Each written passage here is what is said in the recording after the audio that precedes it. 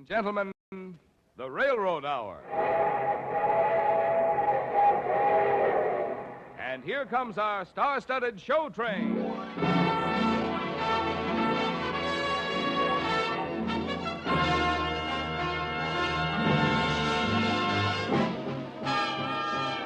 Tonight, the Association of American Railroads presents Gray. Our choir is under the direction of Norman Luboff, and our music is arranged and conducted by Carmen Dragon. Yes, tonight another great musical success is brought to you by the American Railroads. The same railroads that also bring you most of the food you eat, the clothes you wear, the fuel you burn, and all the other things you use in your daily life. And now, here is Gordon MacRae.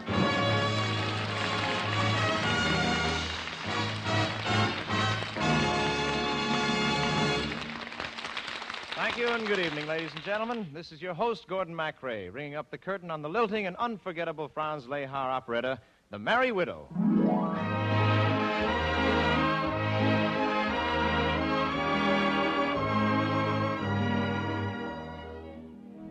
Tonight I play Prince Danilo in this story of Paris generations ago, the exciting romantic Paris of wine, women, and song.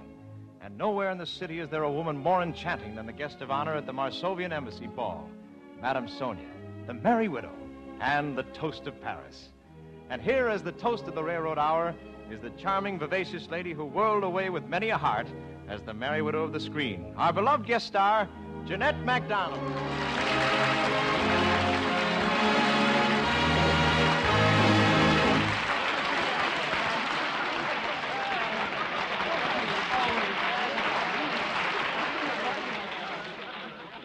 Oh, may I have the next dance, Madame Sonia? You certainly may, Count. I'll dance with any handsome man. It's my turn. It's really my turn. All right. I'll get to all of you. Just write your names on my dance program. I like to know at least the names of the men who proposed to me. And I suppose you all want to propose to me. Oh, of course. Then we do have a chance. Of course, you all have a chance. A woman wasn't made to waltz through life alone. Love in my heart awaking, a rosebud in the May, into full beauty breaking, became a rose today. I hardly marked it budding toward the sun above.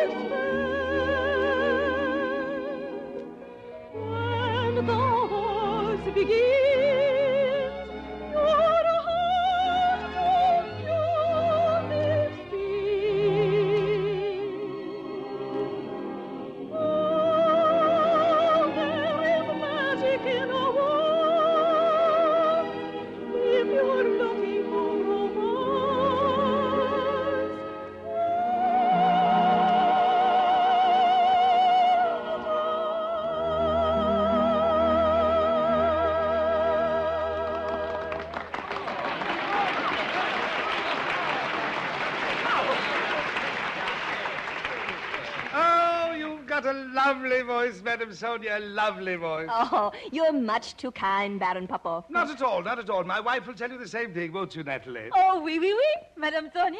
No wonder every man in Paris is after your hand. Not to mention the rest of her. Oh, yes, but it would be a great deal more flattering if every man in Paris weren't aware of the $20 million my husband left me when he left me.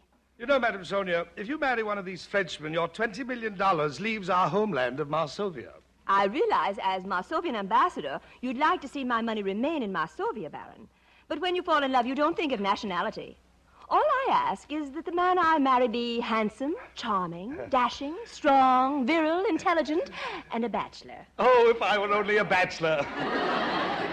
I beg your pardon, Baron Popov. Monsieur de Jalodin, where's Prince Danilo? That's what I wanted to see you about, Baron. I gave him your message 2 hours ago at Maxim's. 2 hours ago? Then he should be here by now. That's right, monsieur. Maybe he's in the ballroom dancing. You know Danilo always has to have something in his arms. Madame Sonia, will you honor me with the next dance? Oh, but your wife? Oh, I'm sure she won't mind a dance with Monsieur de Jalodin, will you, dear? Oh, not at all. Well, I am honored, madame. Good. And, Madame Sonia, we can combine business with pleasure ourselves. You mean dance? Yes, you know what you were singing before? If you're looking for romance, then dance. I cut quite a figure in the ballroom. You cut quite a figure out here. Oh, Madame Sonia, I bet you say that to all the barons. Natalie, you do not suppose he suspects us? Suspects us?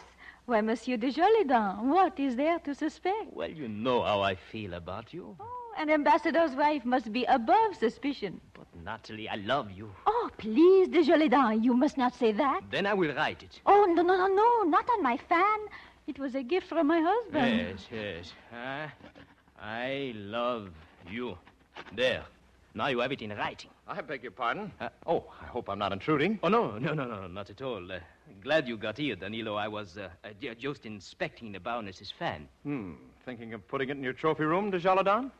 I would expect that from someone who spends his evenings at Maxim's. Maxim's, the notorious nightclub? Oh, that's a fine place for a Marsovian prince. Yes, I've always rather liked it. I understand it's full of pretty girls dancing the can-can. And you waste your time with them. On the contrary, I try to make the most of it. My native land is calling me to come and work from 1 to 3. Though as there isn't much to do, I only come at 2:30. Diplomacy exhausts a man, and I do all the work I can, but never ever get to bed until I paint this town quite red. With all my lovely Maxim girls, I give them cash instead of pearls.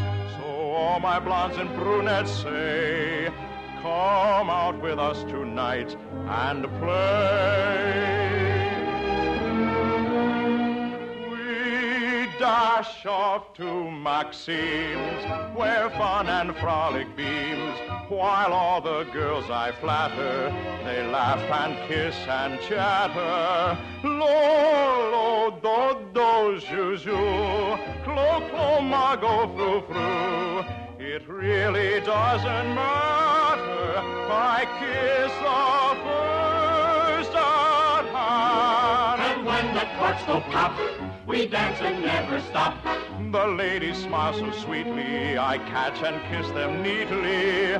Lo, do, do, zhu, zhu, clo, clo, ma, go, fru, fru, till I forget completely my dear old native land.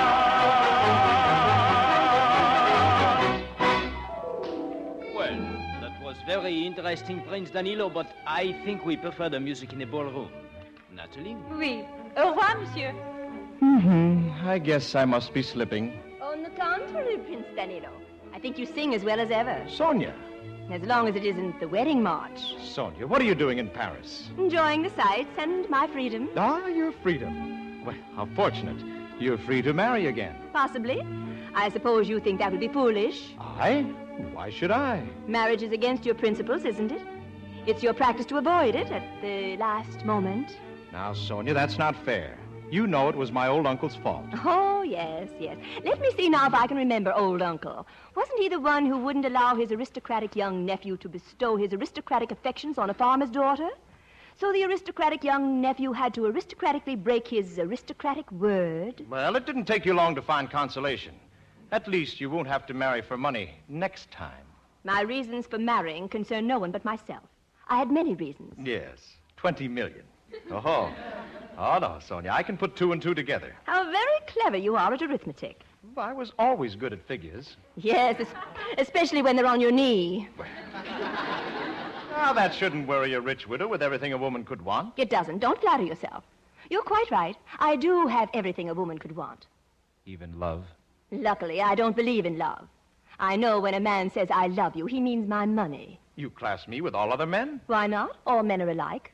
Well, at least there's one difference you can count on. I'll never say I love you. You're very sure of yourself. Well, perhaps we can talk it over later. I'll save a dance for you. Oh, Madame Sonia, did I hear you say you were saving another dance for me? No, thank you, Baron. I'm afraid I haven't quite recovered from the last one. I'll be in the ballroom, Prince. Ah, Danilo, I've been looking all over for you. I've selected you for a very pleasant mission. Oh? I want you to get married. Get married? You call that pleasant? Well, the subject has never been thoroughly thrashed out. But you've got to do it for the sake of your country and her 20 millions. Who's 20 million? Madame Sonia. Madame Sonia. So, that's why you sent for me, to save the Marsovian treasury. Precisely why I am here. Sonia wouldn't marry me. She wouldn't marry me if I asked her. The ladies' choice dance is coming up in the ballroom right now. And if Madame Sonia gives that dance to a Frenchman, Marsovia is lost. Oh, I see. Well, don't worry. No Frenchman's going to get that dance. I'll take care of that right now. Oh, come Sonia, you've got to make a choice. No, not yet, boys. You see, I've been saving this dance for a very special person. Of course, if he doesn't show up, it's too late. Madame Sonia, I've decided to take advantage of that dance you promised to save for me. Well, you're very fortunate, Prince Danilo. I was just about to give this dance away. Oh, you won't have to give it away now. You mean you're going to dance with me? No, I'm going to auction it off. Auction it off? Mm-hmm. I never heard of such a thing in all my life. Well, why not? Charity can always use a little money. Gentlemen, you can have this dance with Madame Sonia for 2,000 francs. 2,000? I never heard of such a thing in all my life. There are no takers? Just what do you think you're proving? I've already proved it. They don't love you. They only love your money. Now that you've embarrassed me in front of all these people, what have you to say? Shall we dance? No, thank you. I'm thanking you. It was your invitation. A woman has a right to change her mind. Then you're afraid. Me, afraid of you? How ridiculous. Then dance with me. All right, I will. Oh, come away, away, music is calling, with its magic charms enthralling. To its ringing and singing, you lift your feet, follow the chime of the time of the waltz's beat. Oh, come away, away, music is playing, linger not vainly delaying. Take your partners while you may, dance away till break of day. You said men were all alike. Do I dance like other men? No, you dance like an angel. The night of the ball will go by, and the dawn will go crawling in the sky. Let us capture our joys as they fly. Soon they will fade and die. There's a charm in the thrill of the strings, like the beat of the doves with their wings.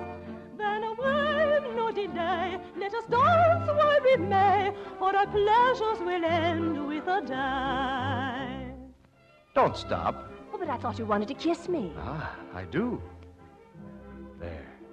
Do I kiss like other men? Or do I kiss like an angel, too? Well, I'd hardly call it an angel. Too warm for you? Throw another log on the fire. Oh, come away, away, music Music is calling with its magic calling, to its ringing and singing, you lift your feet, follow the chime of the waltz's beat. Oh, come away, away, music is playing, linger not vainly delaying, take your partners while you may, dance away till break of day.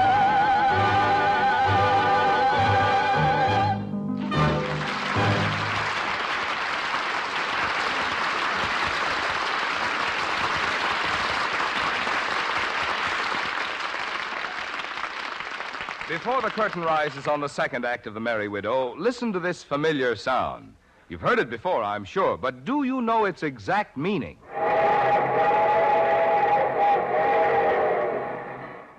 Marvin, that's the signal a locomotive engineer blows when approaching a public grade crossing. Why, Gordon McRae, you're right on the button. All right now, Marvin, let me ask you one. I'll bet you don't know how many railroad companies there are operating in the United States. Oh, but I do. There are 692, large and small, each a separate company handling its own business independently.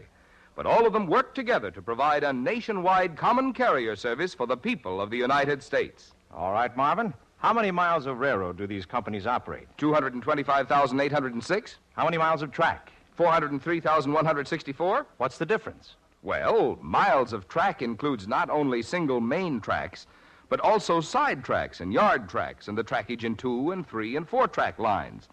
It takes those extra 177,000 miles of track to make up our efficient high-capacity railroads. Say, Marvin, you really do have this railroad information right at your fingertips, don't you? Well, indeed I have, Gordon. But don't be so amazed. I'm getting the answers right out of the same handy book you're using for the questions.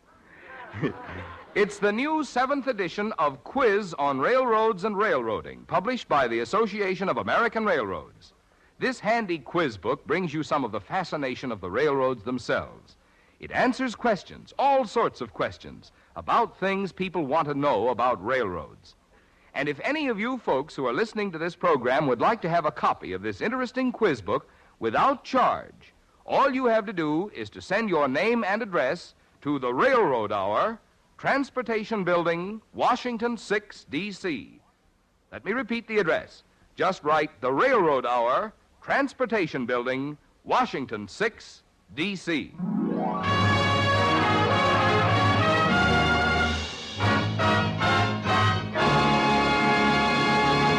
And now, back to The Merry Widow, starring Jeanette MacDonald and your host, Gordon McRae. Down in Varsovia, that's the way we go, in the good old-fashioned dancing to and fro, gaily singing and lively swinging, maidens dancing and cymbals ringing, gaily singing and lively swinging, maidens dancing and cymbals ringing, down in Varsovia, so we go. Hey!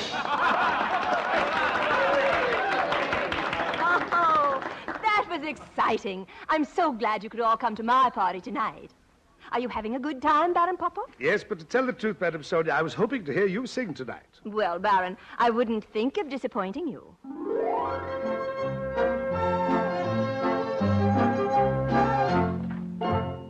There once was Obelia, a witch of the wood. A hunter beheld her alone as she stood. The spell of her beauty upon him was laid. He looked and he longed for the magical maid. For a sudden tremor ran right through the love bewildered man, and he sighed as a hapless lover can.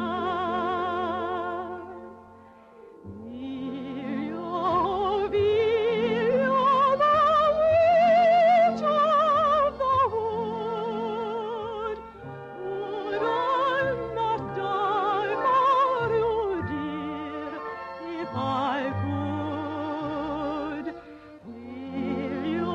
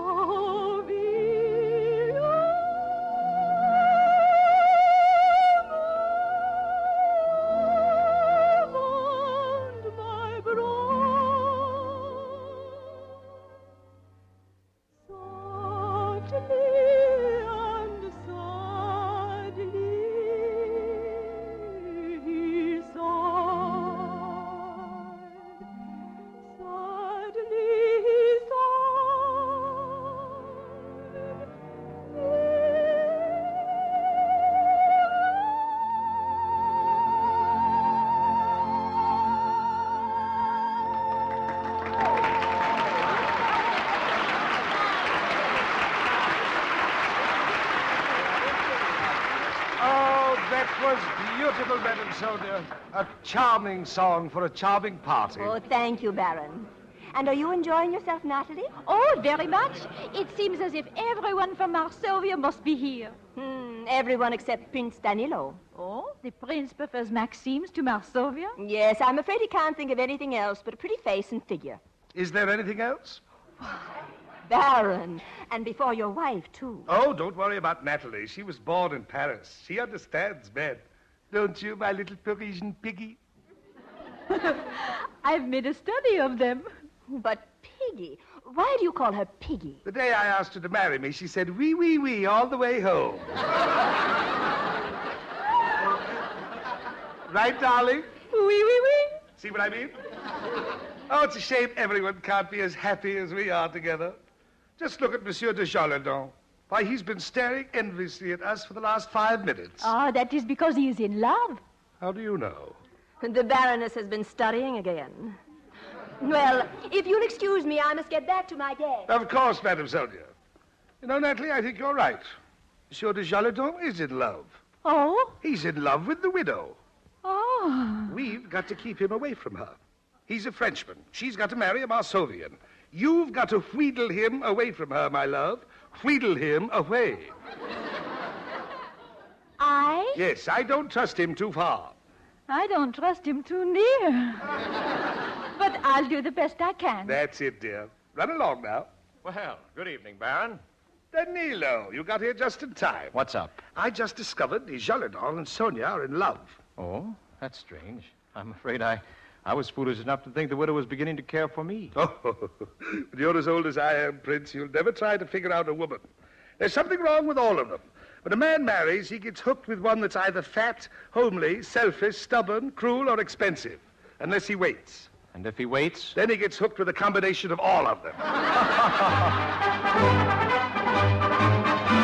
Oh, the women. Oh, the women. How to win them? Tell us, pray. That's an art I'm rather dim in, for there is no other way. Winning women. Winning women. For the lovers. How's it done? That's what nobody discovers, not even Edison. You may study her ways as you can, but a woman's too much for a man. It is deeper than diving for pearls. Courting girls, girls, girls, girls, girls. With her fair flaxen hair, eyes of blue, she's a long way to knowing for you. She is dark or she's fair, she may smile or may frown. Never mind, you will get done brown. Women, women, women, women, women, women, women, women. You may study her ways as you can, but a woman's too much for a man. It is deeper than diving for pearls. Courting girls, girls, girls, girls, girls. With her fair flaxen hair, eyes of blue, she's a long way to knowing for you. She is dark or she's fair, she may smile or may frown. Never mind, we'll get done brown. Well, that was very interesting, Prince Danilo. It's always interesting to get a man's viewpoint. When it comes to women, I'm learning all the answers. From what I hear of your efforts with the girls at Maxine's, you certainly know all the questions. I think what the prince means, Madame Sonia, is that we know all about this affair that's going on between you and Monsieur de Jolodon. Between me and Monsieur de Jolodon. Oh. Yes. You have my heartiest congratulations. And now, if you permit me, I'll be leaving. Leaving? You're leaving the dance? I'm not only leaving the dance, I'm leaving Paris. Leaving Paris? Now, let's not be hasty, Prince Danilo. Well, Prince Danilo, inasmuch as you won't be able to dance at my wedding, surely you won't object to having this last dance with me now. No, thank you. We used to dance to this waltz together in Varsovia. I made it a point to forget it. I made it a point to remember.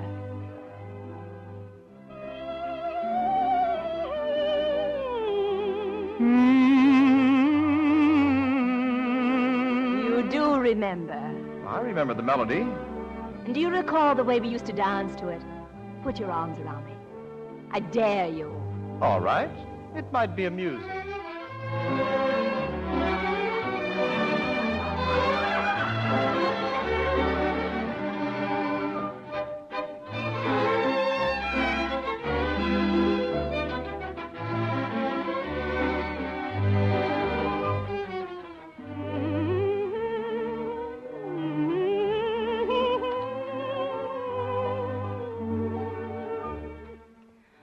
the matter?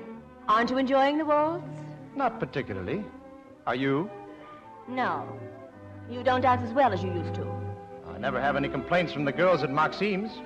I don't imagine they're quite as particular as I am.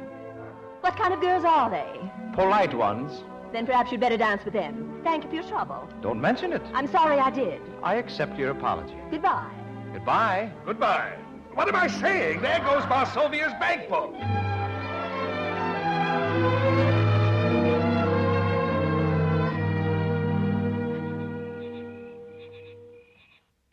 Ah, it is beautiful out here in the garden, isn't it, Danilo? I'm afraid I'm not impressed by moonlight tonight, Baron. You would be if you were with Madame Sonia. I told Madame Sonia half an hour ago that I was through. I haven't changed my mind. Baron Popoff. Baron Popoff. Yes. I have news for you.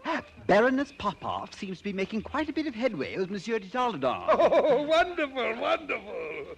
She's carrying out my wishes and wheedling Monsieur de Jaladan away from Madame Sonia. Why, there isn't a woman in town can wheedle the way she can.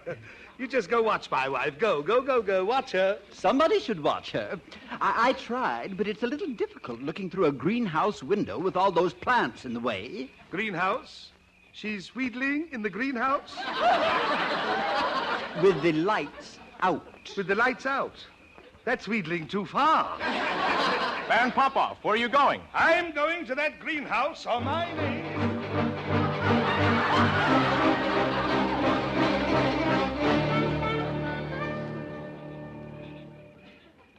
Ah, there they are, Danilo. I can just see them through this pane of glass. The man is Monsieur de Jaladan, all right. I can't quite make out the lady. Her back is turned toward me. Wait a minute. She's turning around. She's turned. Oh, no. No, it can't be. Who is it? My wife, Natalie. Oh, this is terrible. Are you sure, Baron? Look for yourself. I couldn't go through it again. Baron. Burns your eyes out, doesn't it? No. That's not Baroness Popoff in there with the Jaladan. It's Sonia. The widow? Well, that's impossible. I know my own wife when I see her. Then why don't you pay a little attention to her? Because Natalie, you're here. You're not in there. How very clever of you to figure it out all by yourself, darling. Then that is Sonia in there. I'm breaking down this door. Why, Prince Danilo, what a delightful surprise. So, it was you, Sonia. You kissed the Jaladan. You kissed the Jaladan. You kissed the Jaladan. All right, you don't have to repeat it so many times. You didn't have to repeat it so many times either. And how opportune to have you with us at this moment, Baron. As Marsovian ambassador, I think it only fitting that you should be the first to know. Know what? That Monsieur de Jaladan and I are engaged to be married. Oh, no, it's not true. I won't allow this marriage to take place, and neither will Prince Danilo. I'm afraid Prince Danilo has no control over Madame Sonia's wishes. Then you have nothing to say? There's an old Marsovian song that says anything I could say. So much better.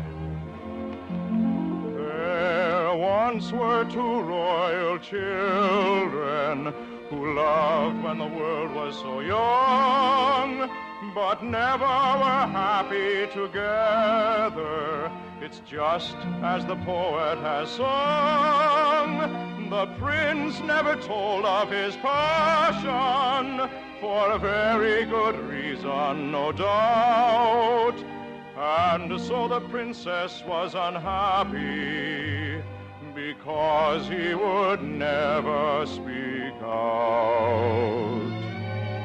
And then the princess was so cruel, when he would not ask for her hand, she promised to marry another. 'Twas more than the prince could stand. He said, "You're faithless and fickle. Go marry, I'm finished with you." With that the prince coolly departed. And so will I. Where are you going? Where I won't see you again. I'll go back to Maxime's. I've done with lovers' dreams. The girls will laugh and greet me. They will not trick and cheat me. Lo, do, do, zhu, clo, clo, ma, go, fru, fru. I'm going back to Maxime's. I've had enough of you. He loves me. He loves me. I'm sure of it now. He loves me. Tra-la-la-la-la-la. We shall see. So tra-la-la-la-la-la. Wherever he may try to go, he won't escape me. No, no, no, no, no, no, no, no, no, no, no. She is free, so la-la-la-la. Still she is la-la-la-la. And then they come and then they go. They will and they go.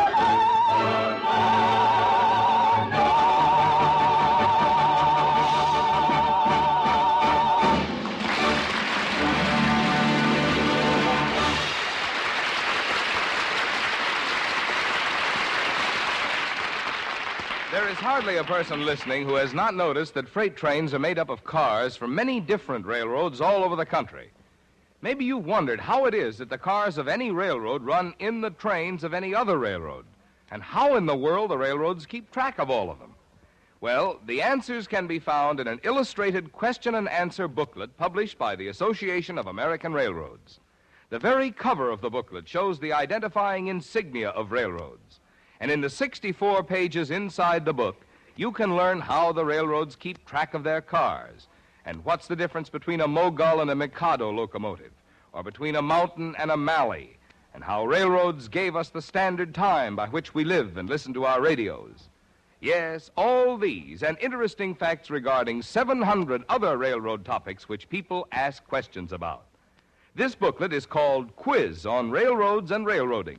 If you want a free copy, just send your name and address to the Railroad Hour, Transportation Building, Washington, 6 D.C. Remember the address, the Railroad Hour, Transportation Building, Washington, 6 D.C. The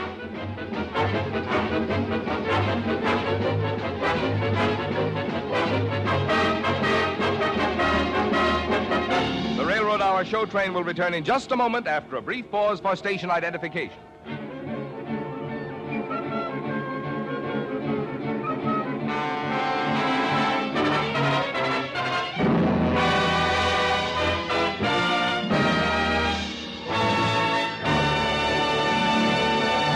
And now we return to The Merry Widow, starring Jeanette MacDonald and your host, Gordon MacRae.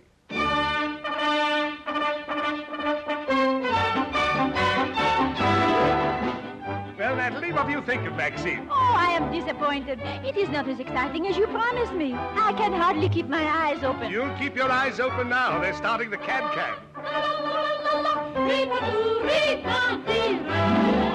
Et voilà que je suis belle. Ricantou, la plus belle de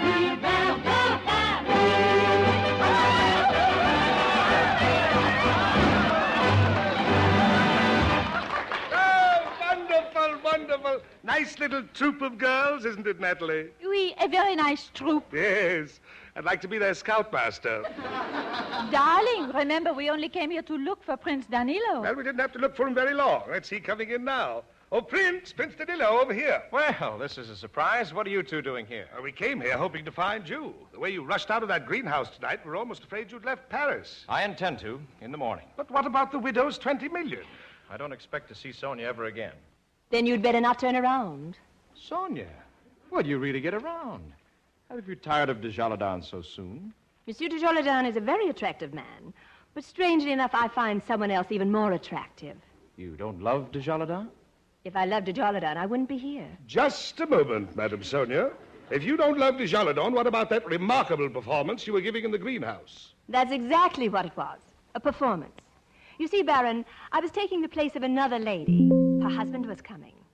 Had you been as clever as I thought you were, you might have noticed that there were 2 doors to the greenhouse. I was passing by, and she begged me to slip in and take her place. That fast. Must have been done with mirrors. Who was the other lady? Darling, why must you worry about such trivial things? Enjoy yourself. Oh, excuse me, Madame Sonia. Oh, yes, Count? Your gardener asked me to give you your fan. He found it in the greenhouse after that charming party you gave this evening, and he thought you might want it. Oh, yes. Well, he shouldn't have bothered. I'll take it. Wait a minute. Let me see that fan. Why, this is the fan I gave my wife. Oh, but and it's got I love you written on it in Desjardins' handwriting. So it was you in the greenhouse, Natalie. But, Baron, you must understand. I understand everything. Natalie, consider yourself divorced under Section 4 of the Marsovian Married Men's Protective Act. Go. Go home. Go home at once. You'll receive a postal order for your alimony every Thursday. Oh, but Baron, surely you'll understand. There's no need for any further discussion. I'm divorced. And now that I'm divorced, I've got just one thing to say. What is that? Madam Sonia, will you marry me? Marry you? Well, it's better than marrying someone who'd steal your money and give you nothing to show for it. At least I'll give you a receipt. Baron, your proposal honors me. But before I accept it, I think it only fair that you should know if I marry again, I lose all my money. What? All your 20 millions? That's right. On second thought, maybe I was a little hasty. You were very hasty, my darling. I love you is written on the front of the fan, but I wrote on the back of it. The back of the fan? Let me see. It says, I'm a dutiful wife. A dutiful wife. Can I believe this? Oui, oui, oui. Here we go again. Sonia, is what you said true? You lose your money if you marry again? Yes, it's true. Then there's no reason for my holding back any longer. Sonia, I love you. Will you marry me? Of course I'll marry you. I've always loved you. You mean you're going to take her without any money? You see, Sonia, all men aren't alike after all. Now that I'm sure of it, I can tell you that when I said I lose my money when I marry... It wasn't the truth? Oh, it was the truth, all right. I lose it because I'm going to give it all to my husband. To your husband? Are you disappointed, darling? Oui, oui, oui.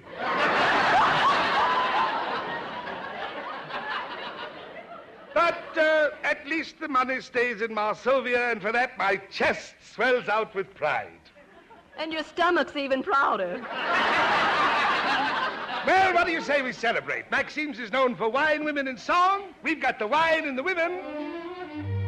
And now we've got the song. But you only remember the melody. When you said I love you, it brought back all the words. And did it improve your dancing? Shall we try it again?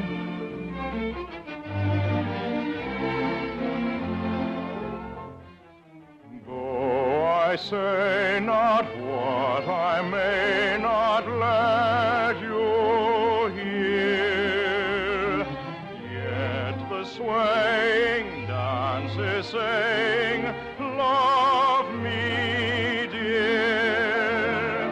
Every touch of fingers tells me what I know, says to you, it's true, I love you so. And to the music's chime, my heart is beating time, as if to give a sign that it would say, be mine, be mine. Your lips may say no word, yet in the heart a voice is heard. You cannot choose but know I love you so. Though you say not what you may not let me hear, yet the swaying dance is saying, love me, dear. Every touch of fingers tells me what I know. Says for you it's true, it's true, your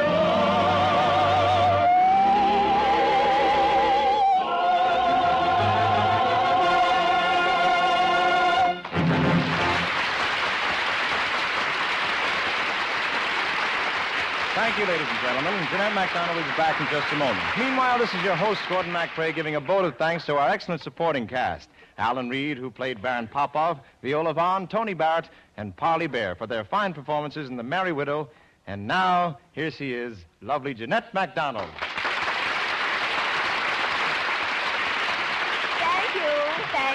Thank everyone. The Merry Widow's always been one of my favorite operettas. It was fun, wasn't it, Jeanette? Mm-hmm. All the railroad operettas are fun, Gordon. And I enjoy listening to them almost as much as I enjoy appearing in them. Then you be sure to listen next week, Jeanette. In honor of St. Patrick's Day, we've invited as our guest a leprechaun. A leprechaun? Yes, the man who was nominated for an Academy Award for his portrayal of a leprechaun in The Luck of the Irish, Mr. Cecil Kellaway.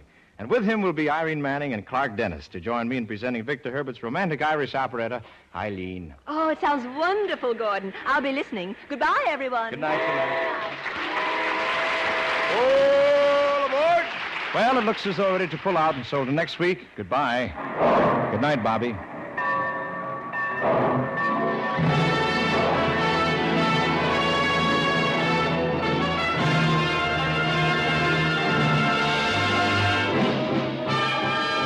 The Merry Widow was adapted for radio by Ed Helwig from the operetta by Franz Lehar, as presented in its original American production by Henry W. Savage. Jeanette MacDonald is currently starred in the Metro-Goldwyn-Mayer Technicolor production The Sun Comes Up. Gordon MacRae appeared by arrangement with Warner Brothers. This is Marvin Miller speaking. This program has been brought to you by the Association of American Railroads. That association has just published a new 64-page edition of its interesting and informative booklet, Quiz on Railroads and Railroading. If you'd like a copy sent you without charge, all you have to do is to send your name and address to the Railroad Hour, Transportation Building, Washington 6, D.C.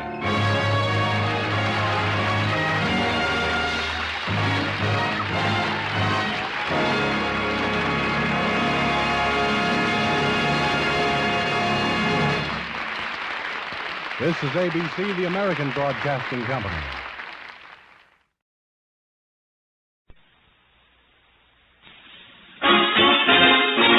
Family Theater presents Dinah Shore.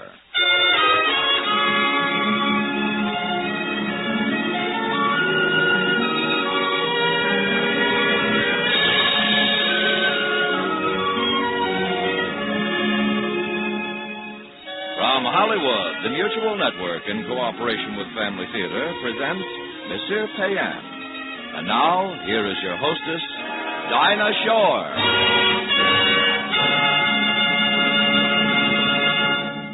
Thank you, Tony Lafrano. Family Theater's only purpose is to bring to everyone's attention a practice that must become an important part of our lives if we are to win peace for ourselves, peace for our families, and peace for the world. Family Theater urges you to pray. Pray together as a family.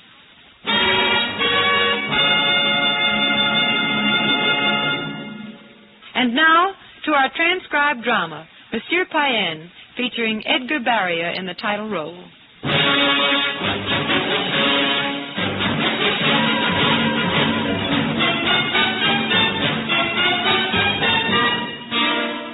If you were to draw a line across the map of Indochina, connecting Hanoi, the northern capital, to the nearby port city of Haiphong, you would notice that about 40 miles south of that line's midpoint, there's a third city, a place called Nam Dinh.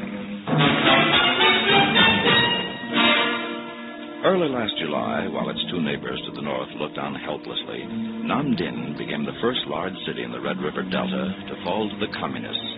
By then, it was too late for Hanoi or Haiphong to do anything but resign themselves to the inevitable. But for the rest of the free world, there is still time, although less than we may think, to profit from the bitter lesson learned by at least one of the people of Nam Dinh during that city's last hours of freedom.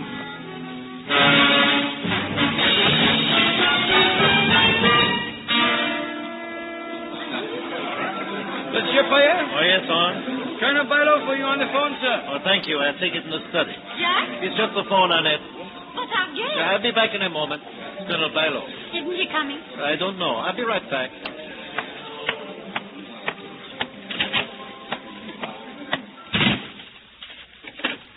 Hello? Oh, yes, Paul. No, most of them just arrived. Will you still be coming? You soldiers, what is it now? Have to polish your boots? All right, Paul, as soon as you can. Yes, we'll be waiting for you. Goodbye.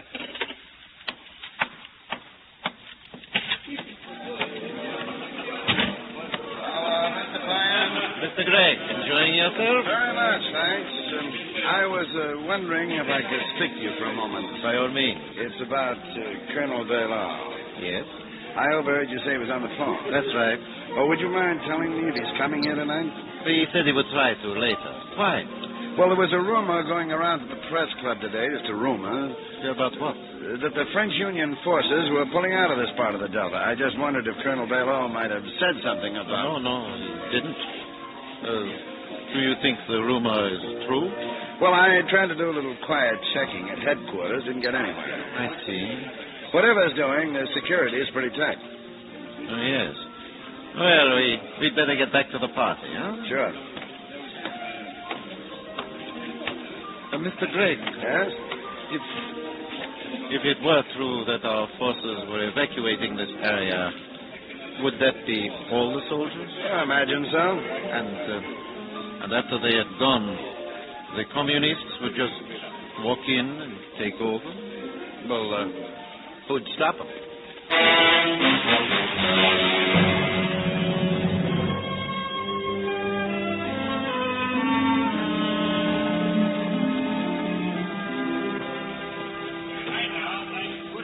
Good night, all. Good night. Good night. Oh, I thought they'd never go. Jacques, Yes, dear? is something on your mind? Oh, I'm just tired. Jacques, Yeah, I'm just tired, that's all. it has something to do with the phone call from Colonel Baillot, hasn't it? No, he was just busy. That's why he couldn't come. All right. It's just a rumor. But Mr. Gregg said there is talk of withdrawing our troops from this part of the Delta. Where did he hear that? At the press club. Nothing official, of course. It can't be possible. Let's not fool ourselves. It's quite possible. For 8 years, this has been a dirty little war, something almost beneath our attention. And now it's coming home to roost. But at least we'd be given notice. We are French citizens. Even so. They have to. Before we left, there will be so much to attend to. Annette, I've been... Who can that be? One of the guests may have forgotten something.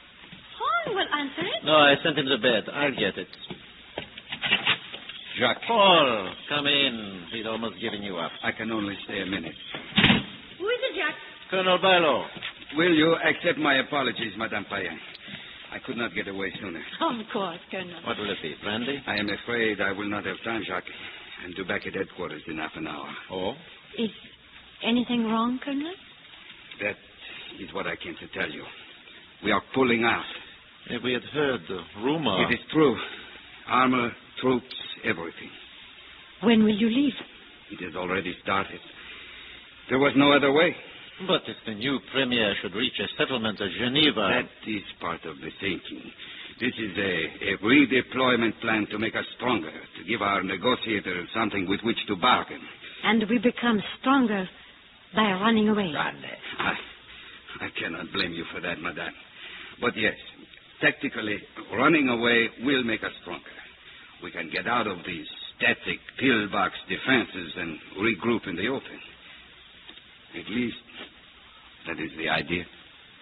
Paul, we have lost already, haven't we? I'm afraid so, Jacques. Do you expect much more fighting? Not much, I do not think. Not to speak of. And then? Oh, our people at Geneva will fix up something. I do not know. We should have fought them harder. We waited too long. We did the best we could with what we had. We didn't have enough. Not enough of anything. Not will. Not courage. It is not that simple, madame. It seems simple to me. Annette, please. It's too late to win anything here but an argument. Now, let's keep our heads. As you wish. But what do we do now? That is one of the reasons I have come to see you. By tomorrow, a plan for air evacuation to Hanoi will be in operation. For civilians? Yes. I have spoken to one of the Vietnamese officials who will be in charge of priorities. He will take care of you. When? He has promised to make space for you on one of the flights tomorrow evening. Yeah, I presume he will expect some reward for that consideration. No doubt. What difference does it make if we can get out of here? Paul, when do you expect the withdrawal to be completed? Of the troops? Yes. By late tomorrow night, possibly early morning of the day after. And the communists, when will they come? As soon as we have gone. The forward elements are in contact with us at this moment. Jacques, Why are you asking? Because I want to know how long my cotton mill will be out of operation. What do you mean? I mean that if your troops are gone by tomorrow and the communists arrive the very next day, I should lose no more than 3 days of work. Jacques! You're not thinking of staying here? I have been thinking of it all night. Where else is there to go? Oh, we can get to Hanoi. And then what? In another month, the communists will be there. But not before you have gone. There are 4 flights a day to Saigon. And after that, where? Back to France? And a new start? Others have done it? Mm-hmm. Not at my age, Paul. No. Jacques, I'm afraid to stay here. Annette, where else can we go? 22 years of work, worry, and sweat they have put into that mill. But what if they don't let you keep it? They need textiles. They are desperate for them. And you would stay and work for them? Who helps the enemy more, Paul? The businessman who stays or the soldier who runs away? I have tried to explain, Jacques. Of course, Paul, and so have I. But as both of us know, honorable behavior needs no explanation. What we are doing is sound military strategy. Just as my decision is sound economic strategy. You will regret it. Jacques, they may put us in prison. Take everything we own. I think not. And I'm willing to risk it. But do you think it's fair, asking your wife to stay here? I have no intention that she shall, at least not for the present. I won't leave without you. You will take the plane for Hanoi tomorrow night. No. Yes, Annette. And in a week, 2 at the most, I will send for you. I won't go. I won't. Come now. It won't be for long. No, you mustn't worry. If I go, I'll never see you again. I know that. Don't talk nonsense. You can make the arrangements, Paul? They are all made. For both of you. You may cancel mine. Jacques, think it over. I have. I'm staying.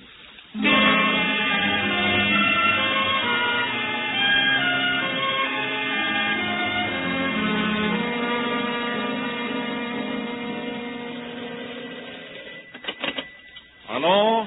Oh, good morning, Monsieur Lyon. Yes, I remember the order. What's that? Cancel it? No, look, that cloth was a special job. Well, I am very sorry to hear you're leaving, but of course I'm staying in business. Do you think... Hello? Monsieur Lyon? Hello?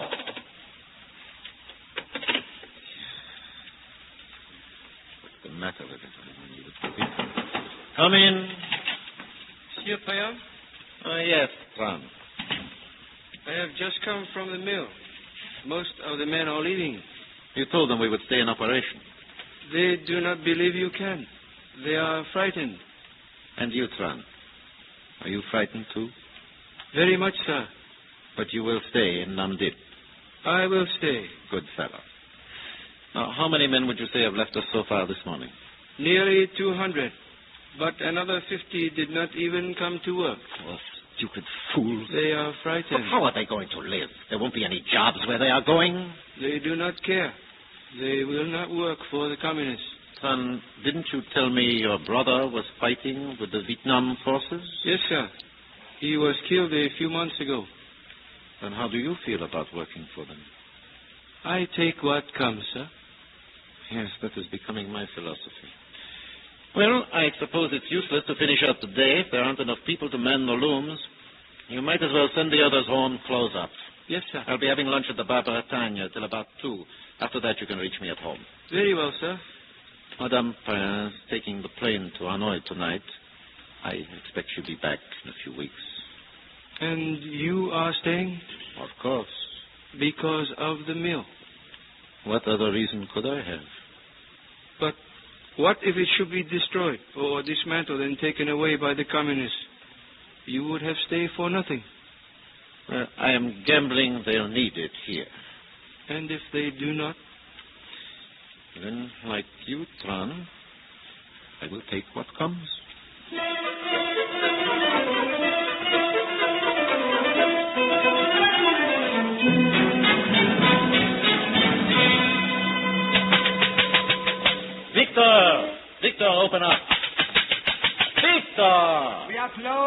serving today? Victor, it's Jacques Payen. Open up. What do you mean you're cold? I did not recognize your voice. Come on in. What's going on? You taking a holiday? A long one. I have sold the cafe. No. To whom? Some fool who thinks he can do business with the communists. Come on. Greg and I are having a farewell drink at the bar. The American newspaper man? Yes, you know him. Hey, Victor, who was it? The Gestapo? A friend and an old customer. Oh, how are you, Mr. Gregg? Well, Monsieur Payen. Glad to see you. And please, no jokes about the Gestapo. All of a sudden, they are not funny anymore. No offense, Victor, buddy. No offense. By the way, Monsieur Payen, nice party last night. Thank you. Victor tells me he's selling the place. Sold. It is a thing done. And well done. Well done indeed. Let's have another round on the new owner, Vic. Monsieur Payen? Nothing, thanks. I don't suppose I could get lunch. The cook is gone. Left last night. Sorry. Same for you, Mr. Gregg. More of the same. Put a stick in it. Yeah, I'm really surprised you're leaving, Victor.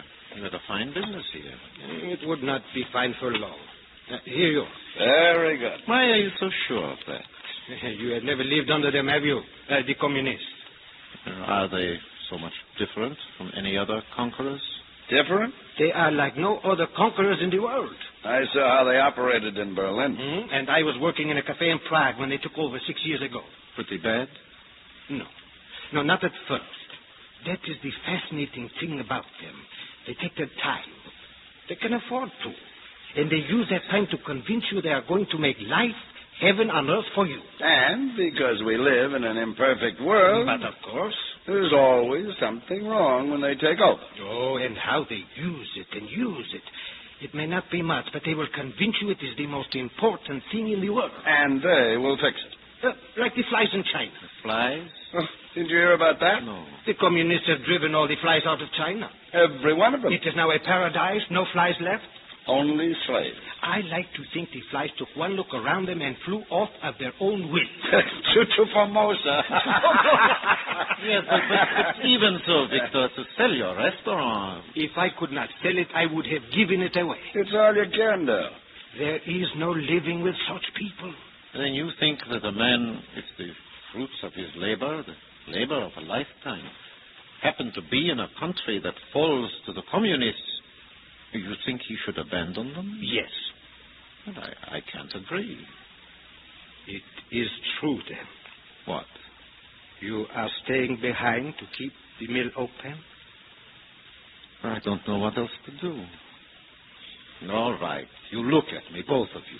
Now, you, Greg, your business is where you go with your typewriter. I'm not handing down any judgment. And you, Victor, your pockets are bulging with how many thousand francs that you got for this place? Less than a quarter of what it is worth. But enough for a new start, anyway. Perhaps. Yes.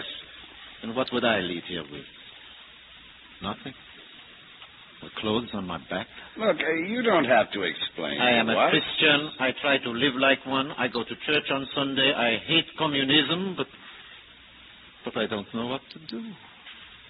I don't know what to do anymore. I know one thing. You cannot compromise with them. It's easy for you to talk principle. I am not talking with your principle. pockets bulging. I'm talking facts. You've got to draw a line and say, no more. I am willing to draw a line. It is all they understand. All right. But where? Where do you draw this line? Where do you stop?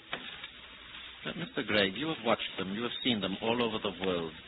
There has to be an answer. Where does compromise become surrender? I think it's like Victor says. In what way? With them, compromise is surrender.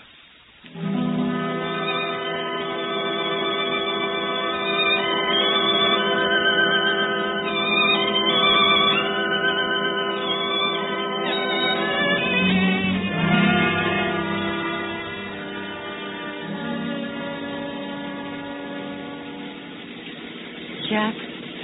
Yes, dear? What time is it? It's just past 8. We'll be at the airport in plenty of time. You won't change your mind about going with me? Annette, we have been all over this. I know. But this evening at dinner, you seemed trying to decide something. No, it wasn't that. What was it then?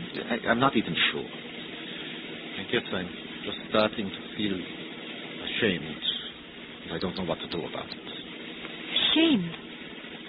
What have you to be ashamed of? Or of being asleep at the switch. Too complacent, too selfish, too everything. Why are you turning off here? I thought I'd drive by the mill, just a few blocks out of the way. Oh. How empty the streets are. Yes. I watched the people leaving this afternoon. Thousands of them. Where will they go? Hanoi, if they're lucky. Seems people are always running nowadays.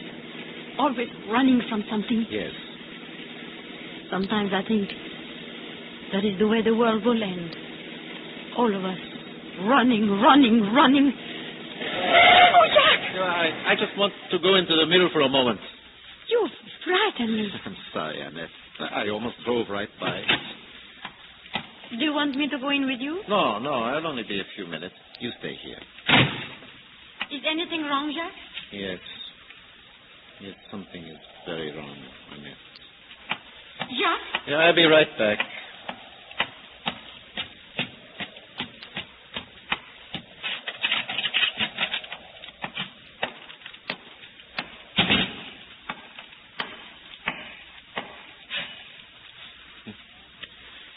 My mill. 22 years. And this is what I have to show for it. 4 walls. Rows of machinery. Shadows. Echoes. Darkness. Except that it's not a mill anymore. It's a tomb. All the while I was building it, it was a tomb. And I didn't know it.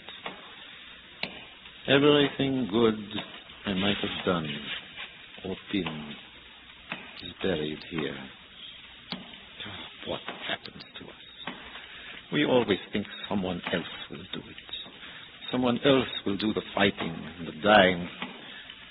Someone far away that we don't know, won't miss. And then we finally learn the truth. Each of us must fight. And it doesn't matter that we may lose the first battle. It doesn't matter that what some of us do is futile or hopeless or too little and too late. It only matters that we fight.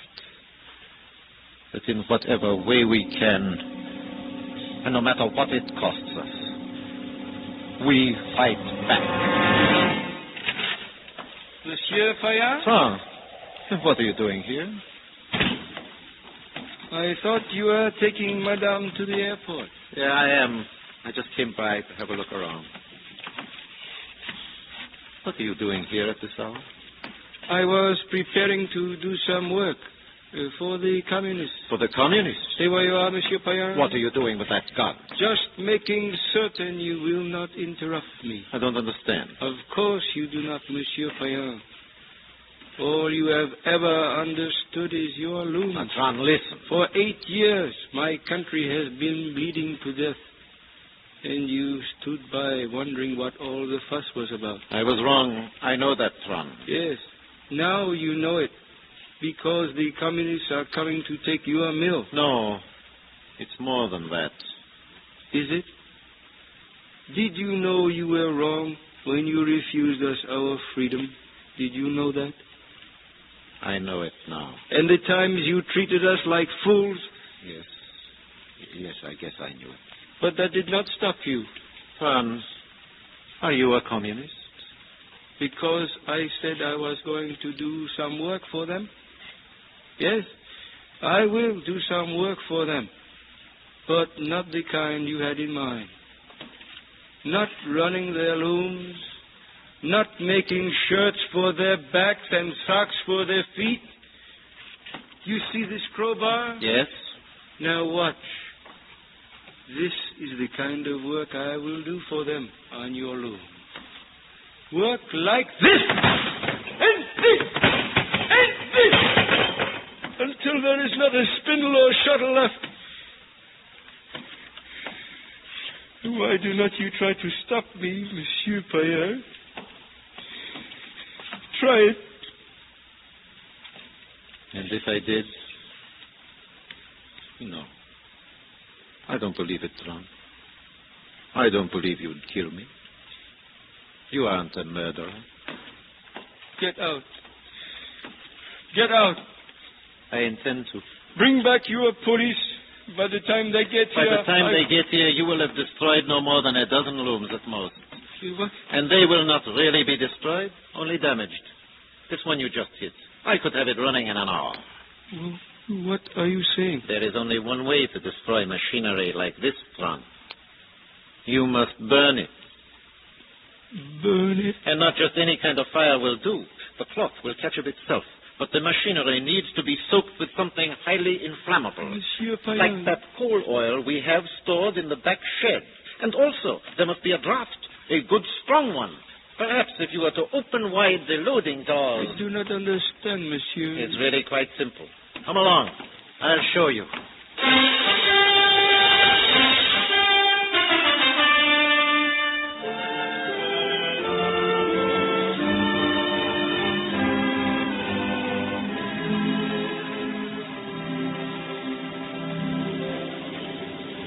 You did not bring any baggage, Jacques? No. As a matter of fact, I didn't have time to pack. Jacques, they're starting to board the plane. Now, you go ahead, dear. I want to speak to Paul for a moment. I will escort Madame to the plane, Monsieur Payan. Thank you, Tron. Thank you, sir. And good luck. I'll need it. Well, Paul? Jacques, Tron has told me about the mill. Yeah. They would have taken it away from me anyway. Now, neither of us gets it. That is not why you destroyed it. No? No. Well, perhaps it was not quite that simple. What will you do now? Go back to France? No. I'll go to Hanoi. And then if they force us out of there, I phone. And after that, Saigon. But what will you do? Well, I'll fight. Not with guns. It's too late for me to do that. But I know now how to beat them. It looks like everyone is aboard. Goodbye, Paul. Goodbye, Jacques. And pray for us. We'll win. Wait and see. For a time we may lose. But we'll fight. And we'll pray. And you wait and see, Paul. We'll win.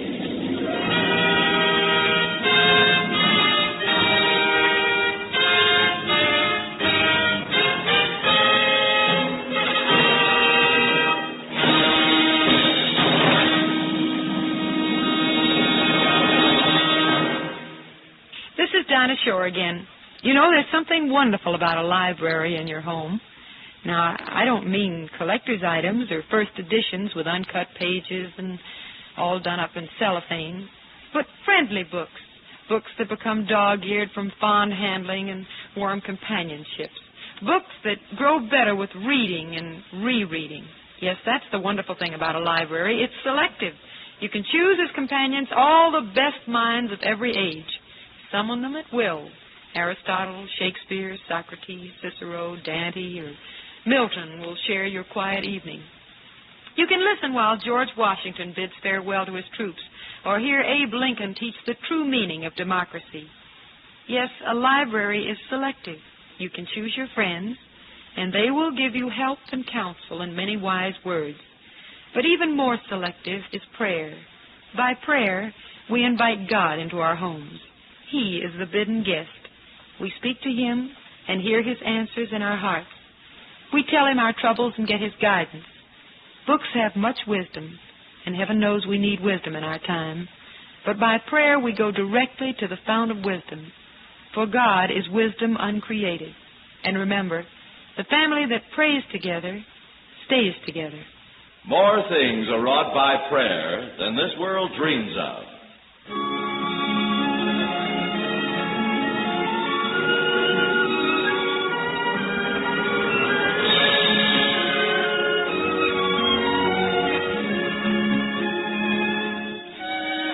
From Hollywood, Family Theater has brought you transcribed Mr. Payan. Dinah Shore was your hostess.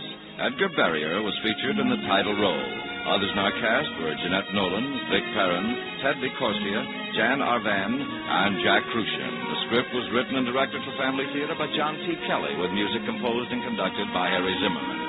This series of Family Theater broadcasts is made possible by the thousands of you who feel the need for this type of program, by the Mutual Network, which has responded to this need, and by the hundreds of stars of stage, screen, and radio who give so unselfishly of their time and talent to appear on our Family Theater stage. To them and to you, our humble thanks. This is Tony Lofrano expressing the wish of Family Theater that the blessing of God may be upon you and your home, and inviting you to be with us next week when Family Theater will present Summer Replacement, starring Una Merkel. Desi Arnaz will be your host. Join us, won't you?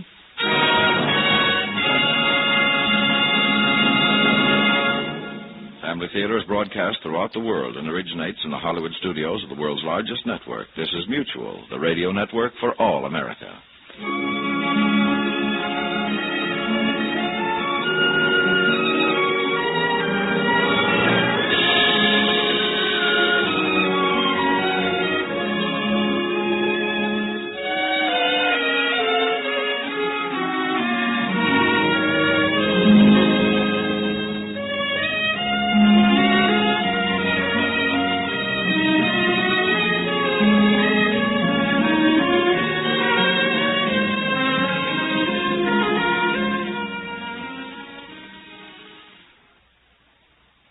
Ladies and gentlemen, the Railroad Hour.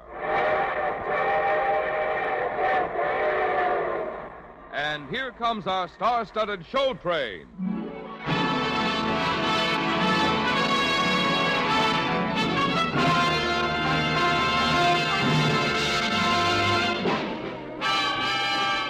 Tonight, the Association of American Railroads presents Noel Coward's operetta, Bittersweet, starring Jeanette MacDonald and your host, Gordon MacRae.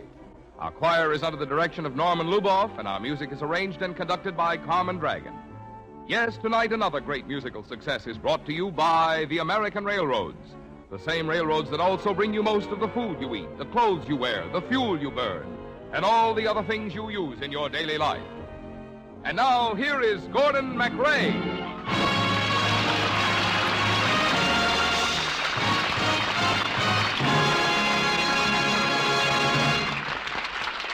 Thank you and good evening, ladies and gentlemen. This is Gordon MacRae ringing up the curtain on Noel Coward's romantic operetta, Bittersweet.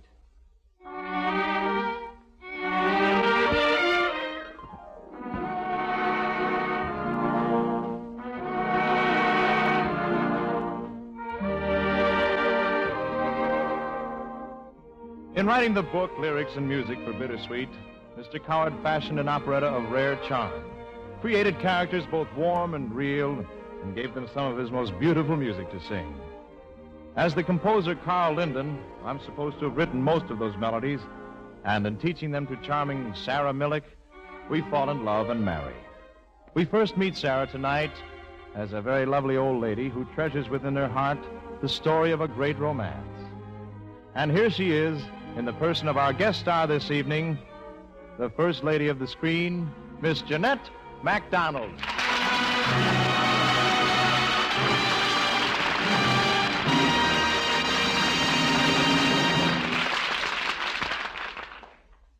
No matter how many years you live, the past is only a memory away.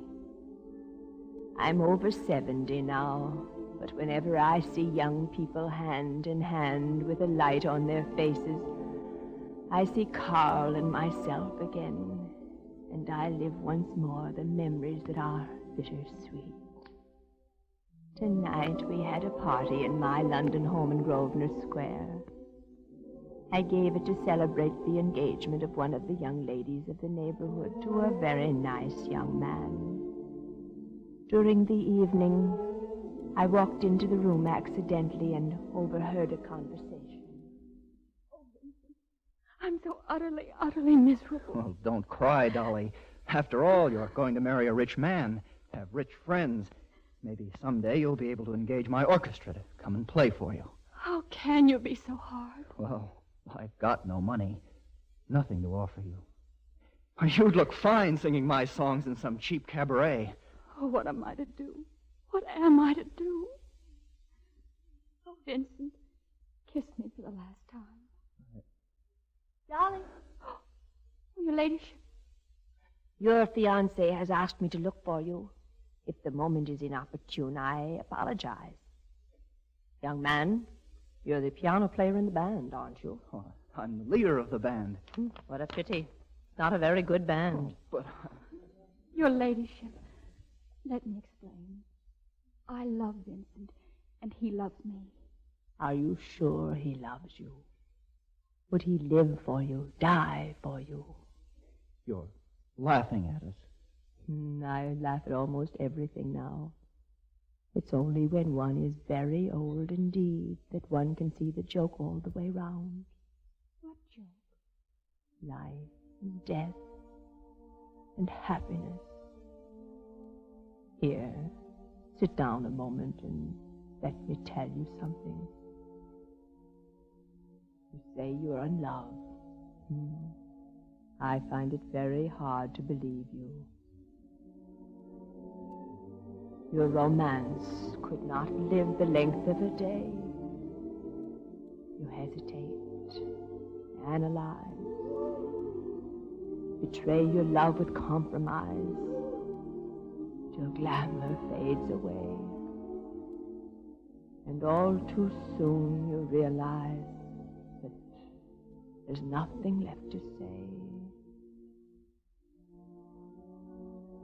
There is a call that echoes sweetly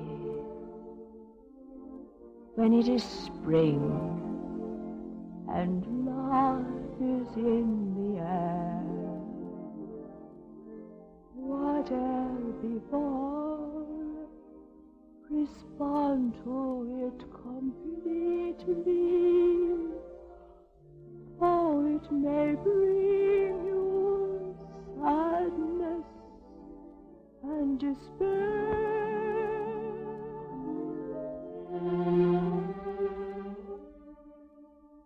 What a lovely song. Yes. It was written for me many years ago by my singing teacher. It was spring, and it was the springtime of my life.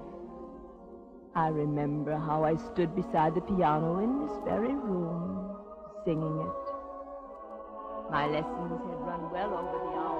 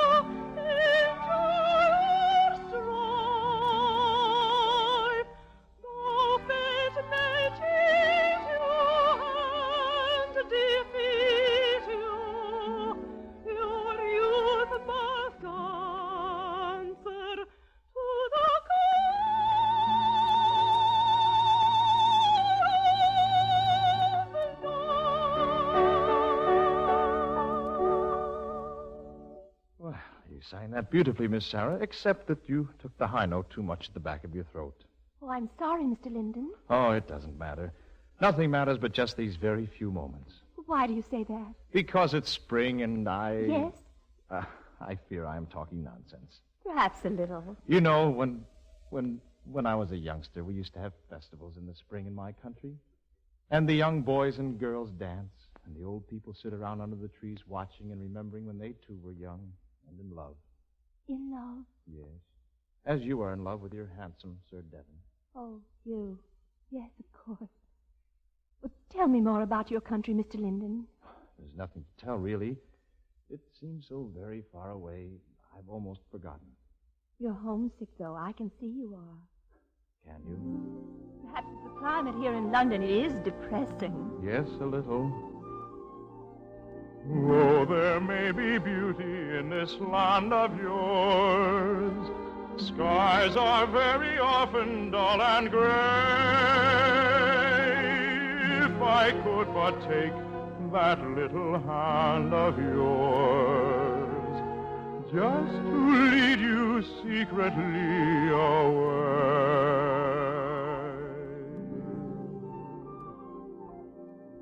We would watch the Danube as it gently flows, like a silver ribbon winding free. Even as I speak of it, my longing grows. Once again my own dear land to see. If you could only come with me. If you could only come with me.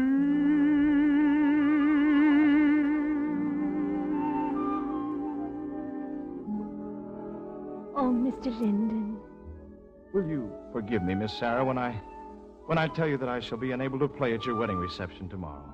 Oh. I must go away to Brussels. To Brussels? Yes, a concert. I have to play at a concert. It's very important. Then this is the last time we shall meet for ever so long. Why, no. Tonight. I'm playing tonight for your dance. Oh, but that's different. There'll be so many people. Yes, this is indeed the last time we shall be alone together. Yes. We'd better run through your exercises once more. Yes. All right. Now, Miss Sarah, if you please, sing a scale for me.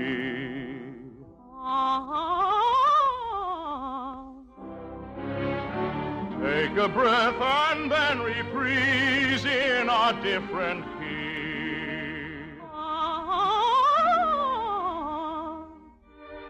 All my life I shall remember knowing you.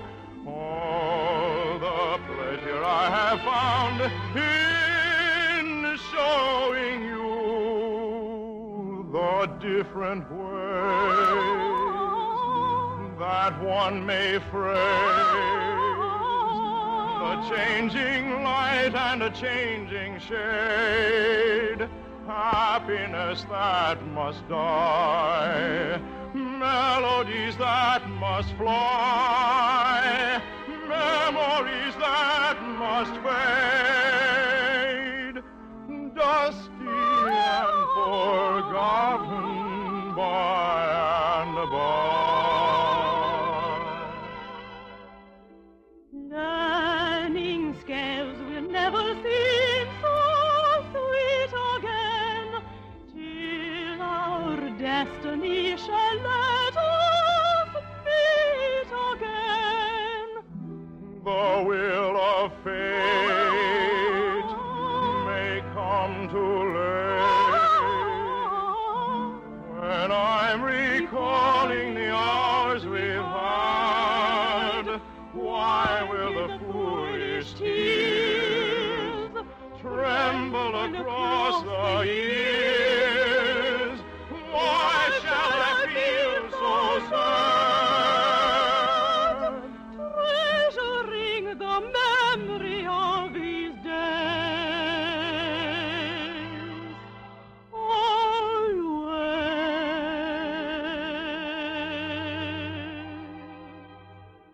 I'll see you again whenever spring breaks through again. I may lie heavy between, but what has been is past forgetting.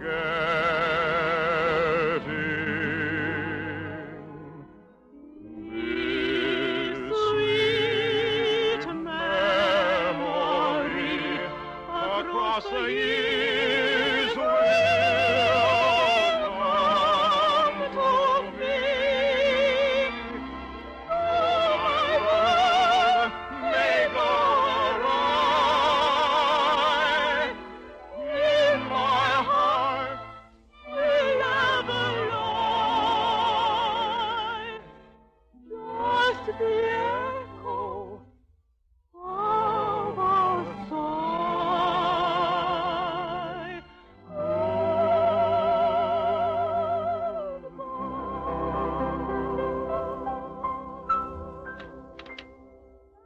Child, your lesson should have been over a quarter of an hour ago. There's so much to be done. Oh, Mother. Good afternoon, Mrs. Millick.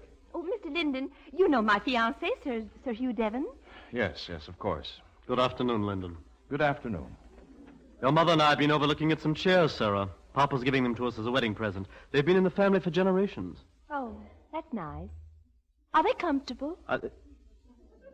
Sarah, my dear, one never sits in them. Now, you two darling children mustn't stand here chattering. You have a fitting at 4:30, Sarah. Well, I must be going. Oh, Mr. Linden, I'm sure Sarah will resume her lessons with you when she's settled down in her new home. Mother, please. It will be an occupation. I always believe in young married women having an occupation. I should have thought being married would be quite sufficient. Well, naturally, Sarah will want something to occupy her mind. Yes, you're absolutely right. But I'm afraid she will have to take her music lessons from someone else. I shall be far away in my own country. Oh? But each year, when spring comes round again, I shall remember what a charming pupil you were, Miss Sarah, and how, although you sang your top notes from the back of your throat and your middle notes through your nose, you always sang your deep notes from your heart. Well, really? This is goodbye, Miss Sarah, except for tonight when there will be so many people. Too many people. But a thoroughly unpleasant young man. Oh, it's the weather. I'm sure it's the weather. I'll see you again whenever spring breaks through again. Now, Sarah, get up from that piano. Didn't you hear me say you had a fitting? Yes, Mother. Then let's get on with it, Sarah. And do stop dreaming. Yes, Mother.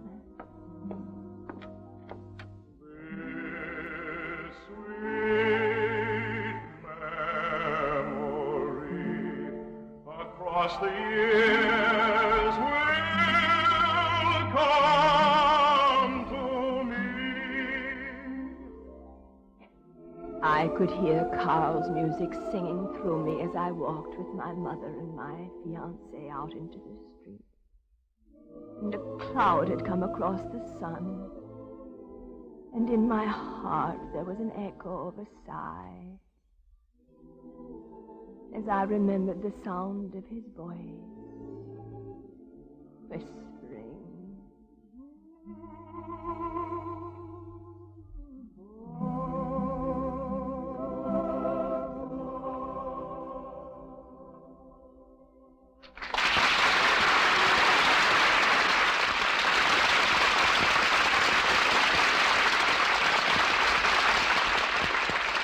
Maybe it's because none of us now living can remember when we didn't have railroads that so many of us are inclined to take them for granted, almost as if they were a fact of nature. As a matter of fact, it's hard to realize all the work and the money which have gone into their creation and their daily operation. There are almost 230,000 miles of railroad line in the United States, and each mile represents an average investment of more than $125,000. That money has come from the savings of millions of our people. They are not the sort of people who can be cartooned as big, fat men with long, fat cigars in their mouths and dollar marks on their vests. They're just people, all sorts of people, people you know and like, probably you yourself. For even if you are not one of the hundreds of thousands who own railroad stocks or bonds directly, you almost certainly are one of the millions of insurance policy holders and savings bank depositors and beneficiaries of endowments which have invested in railroad securities. So, in all probability, you have an indirect interest, but a very real interest, in railroads and their earnings. Of the money invested in railroads, about $89,000 per mile has gone to create tracks and bridges, signals and stations, shops and yards, and the other fixed facilities that are necessary for the running of trains. And another $36,000 per mile is invested in the cars and engines which make up the trains.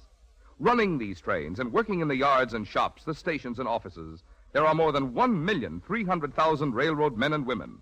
And it takes all these people and all this work and all this money to create and to operate the American railroads, the system which many of us are inclined to take for granted.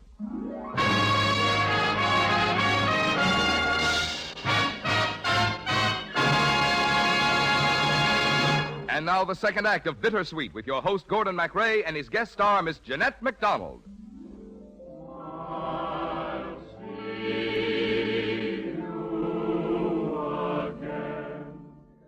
Yes, no matter how many years you live, the past is only a memory away. Strange, I can hardly remember what you looked like, but I remember that Carl had the kind of eyes that no girl could ever look away from, and the kind of smile that went straight to your heart, and the kind of arms that could shut out the whole world or gather it in.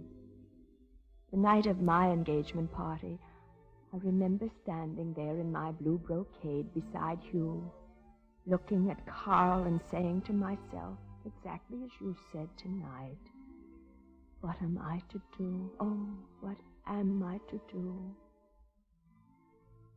Carl sang a song that night, not at all the kind of song for the occasion or the company. It was a song he had written about himself and about love and happiness.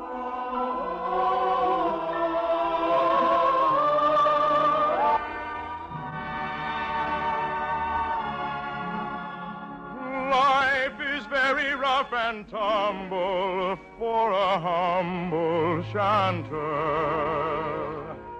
One can betray one's troubles never, whatever occurs. Night after night, have to look bright, whether you're well or ill. People must laugh their fill, you mustn't sleep till dawn comes creeping. Though I never really grumble, life's a jumble indeed. And in my efforts to succeed, I've had to formulate a creed. I believe in doing what I can, in crying when I must, in laughing when I choose. Hi-ho, if love were all, I should be lonely. I believe the more you love a girl, the more you give your trust, the more you're bound to lose. Although when shadows fall, I think if only somebody splendid really needed me, someone affectionate and dear, cares would be ended if I knew that she wanted to have me near. But I believe that since my life began, the most I've had is just a talent to amuse. Hi-ho, if love were.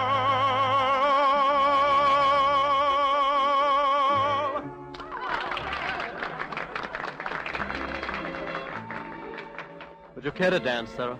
Yes, Hugh, I suppose so. Carl has a beautiful voice, hasn't he? Carl? Mr. Linton. I don't understand you, Sarah. You've been acting strangely ever since your music lesson. Are you glad you're going to marry me, Hugh? After all, you have your future position as my wife to consider. And do you love me? Sarah. Well, do you? Well, of course I do. What's the matter with you? Don't look so solemn, Hugh. I'm in love. My dear girl, that's all very well, but you really must restrain yourself. What a stupid tune, Mr. Linton. So dismal. Sarah! Oh, play something gay, please, immediately. Sarah, you must not speak like that. Have you taken leave of your senses? Oh, leave me alone. Perhaps this will suit you better, Miss Sarah. Yes, that suits me much better. Play something gay. play for me, play for me, play for me, set me free. I am in a trance tonight. Can't you see how I want to dance tonight? Madly, my heart is beating, some insane melody possessing me. In my brain, reeling and obsessing me. How can I leave it to call in vain? Is it joy or pain?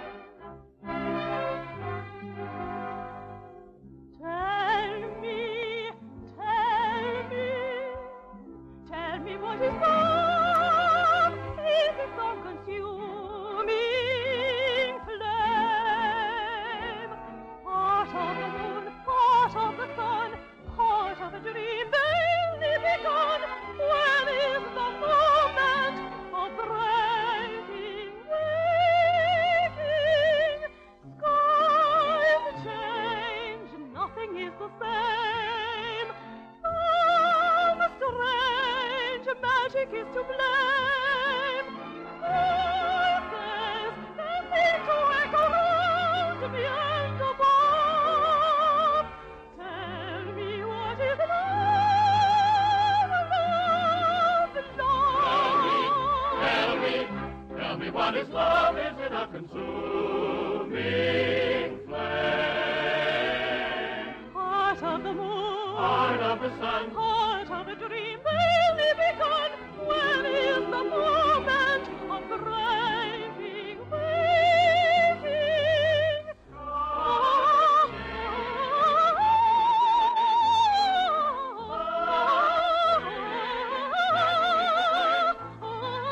Voices, they seem to echo round me and above.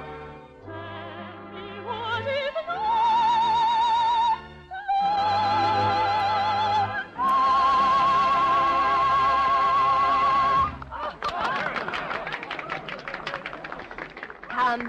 Sit here with me, Hugh. If you wish, Sarah. I'm very sorry I was unkind and silly. Will you please forgive me? There's nothing to forgive. Oh, Hugh, must you be so polite? Are you always going to be like this after we're married? I mean, cold and unbending? I enjoy being high-spirited as much as anyone. Do you? But there is a time and a place for everything. Then I can look forward to our being very high-spirited when we're alone, when no one is looking. Or maybe you'll wear a funny hat at breakfast. Are you laughing at me? No, but I'm looking at you just as though I had never seen you before. You, dear. Yes, Mrs. Millick. Your mother's waiting for you downstairs. The carriage is at the door. Thank you, Mrs. Millick. Good night, Sarah. Good night, Hugh. Oh, will you drive with me tomorrow in Regent's Park? Thank you. That would be delightful. Good night, Hugh.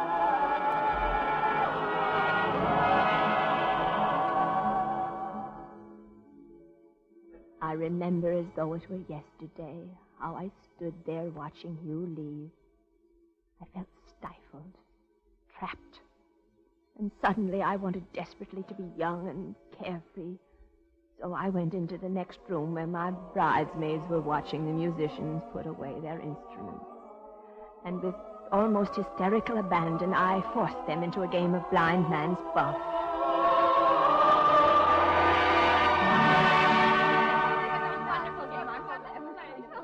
You're it, Sarah. Here, take my handkerchief and tie it around her eye. Well, not too tight. Can you see anything? No, not a thing. All right, spin her around. 1, 2, 3. Good night, young lady. Watch out, Mr. Linden. We're playing blind man's buff. Oh, Sarah, be careful. You're going straight for Mr. Linden. Oh, Sarah, darling. He's kissing her.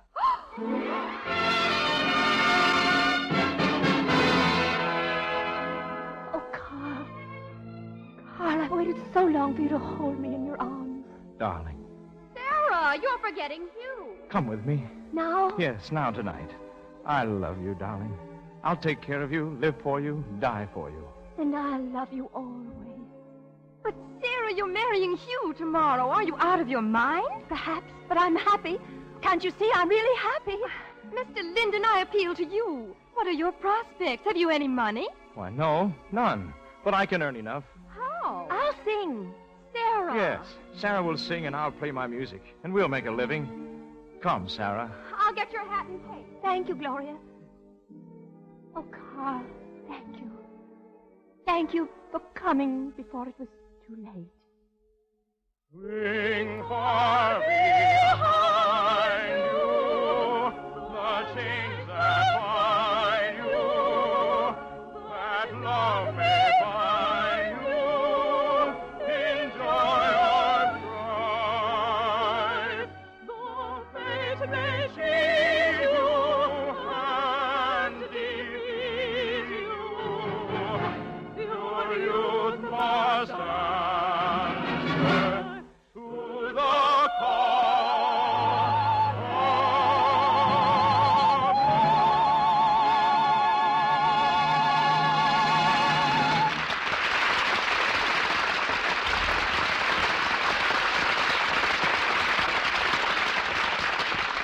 Just after the first act of Bittersweet, we were talking about the way a good many people are inclined to take railroads for granted. Well, one reason for that is the way railroad service goes on in all seasons in almost any kind of weather.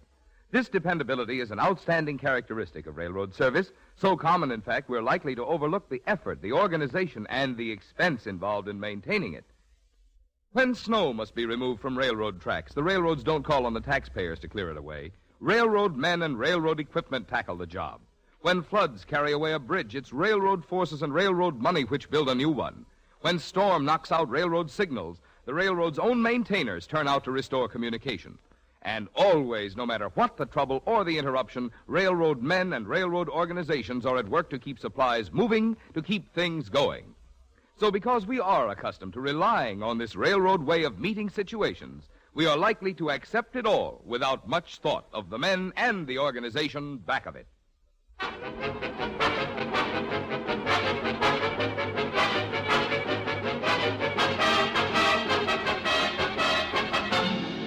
The Railroad Hour show train will continue in just a moment after a brief pause for station identification.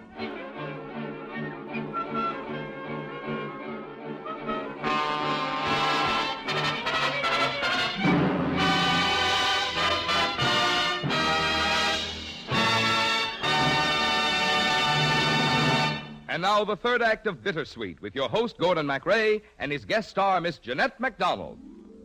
I'll see you again. After we were married, Carl and I were ideally happy until we went to Vienna to work at Herr Schlick's cafe. Carl led the orchestra, and I was engaged both as singer and as one of the hostesses. I remember moments of blinding happiness. I remember laughter and music and tears and terror. Oh, Fräulein Sherry, I'm glad you came early this evening. I must have a little talk with you. Oh, yes, Herr Schlick. Fräulein, you are losing me one of my most valued clients. Why, I don't understand. Captain August Luke tells me that you have repeatedly refused to dine or dance with him. Well, I am married, Herr Schlick. Fräulein, if one wishes to retain one's position in any establishment, one must be nice to the guests. Captain Lute is here, and he insists that you dine with him tonight. I have assured him that you will. Sarah, darling, you better get ready. Sing in a few minutes. Oh, I wanted to talk with you, Carl. I will see you after your song, Fräulein Sherry. Well, Herr Schlick is all excited. There's lots of officers here tonight. Oh, Carl, I hate this place. Let's go away. Why, darling, what's the matter? I'm frightened, Carl.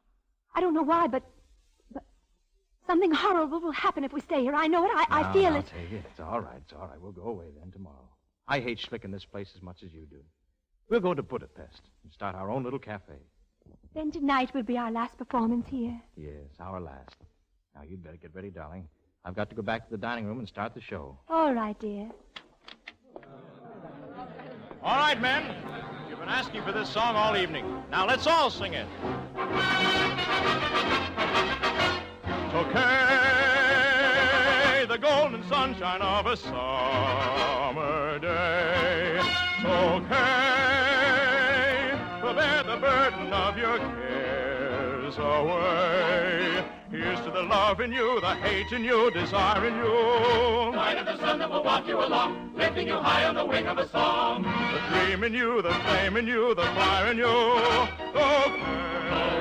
okay. So while forgetfulness we borrow, never minding what tomorrow has to say. Okay, the only call we all obey. Okay, okay, okay.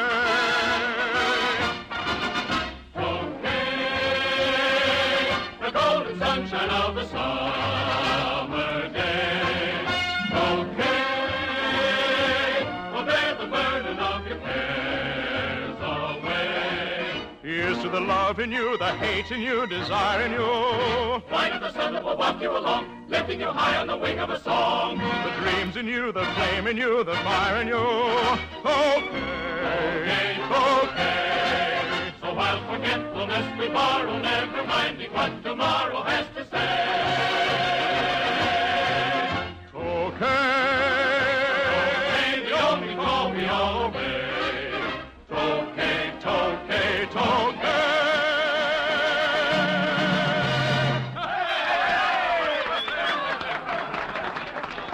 Oh, Carl, that was beautiful. Well, Aunt Sherry. Oh, yes, Herr Schlick. Captain August is at that corner table. He is asking for you. Oh, well, it's time for me to sing my number. Very well, then. After your number, I will take you to his table. Tonight, he will tolerate no excuses. Don't look like that, darling. Remember, this is the last evening. I know it's foolish, but I'm frightened. Come on now. Let's do your number.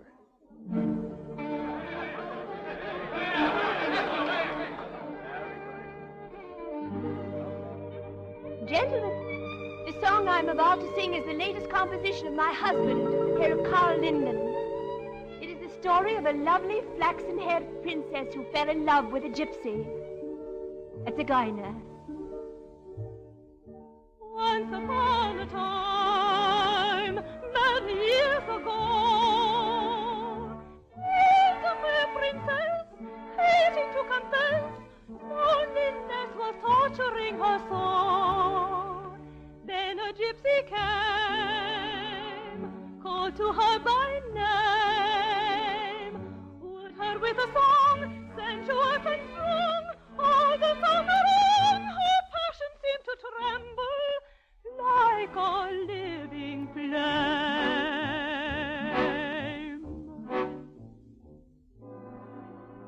Lay to me beneath the summer moon, zigeuner, zigeuner, zigeuner.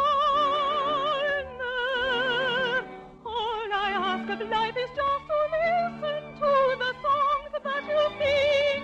You're married like a bird on the wing. Your melodies adoring, soaring. Play to me with some barbaric tune, zigeuner, zigeuner, zigeuner. Now you hold me in your power. Play to me for just an hour, zigeuner.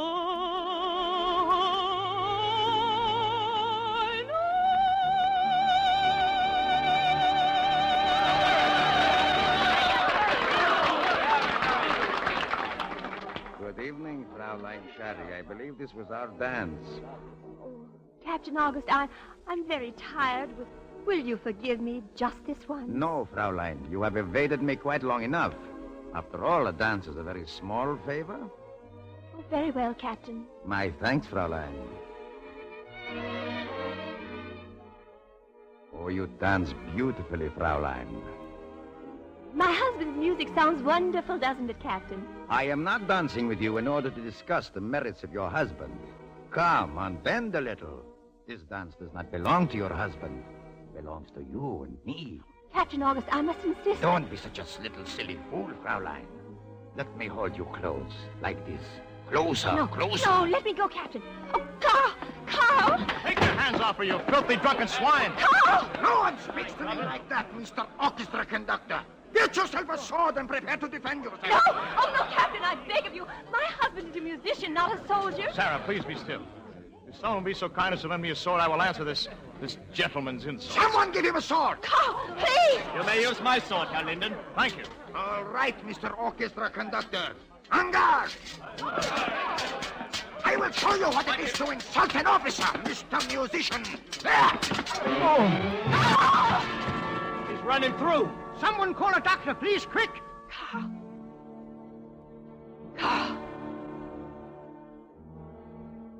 Can you hear me, darling? I hear you, Sarah. Don't cry, darling. I'll see you again. Whenever spring breaks through. Oh, no. No, you mustn't. You mustn't. Sarah, my sweet, my love.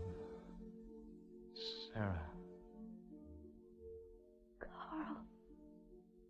Oh, Carl. I love you till I die. Goodbye.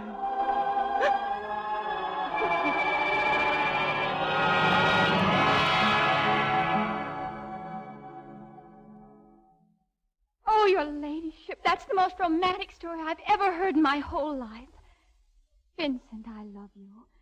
Darling, do you still want me to go away with you? What a melody. Lord, what a melody. Do you mind if I try it with my band, your ladyship? No, not at all. Vincent. That's really a great tune. He's forgotten all about me for a song. Then go after him, child. Be there waiting when he turns away from the piano. He needs you. If you've found love, don't let it go away from you. For it only comes once. Only once. Thank you, your ladyship. I'll do exactly that.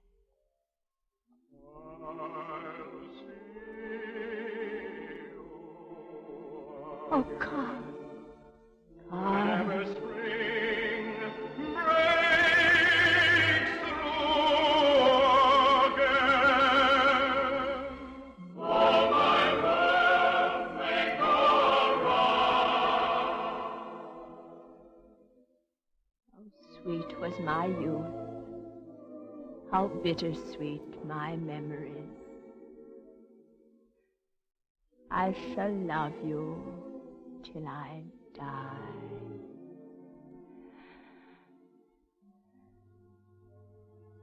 Goodbye.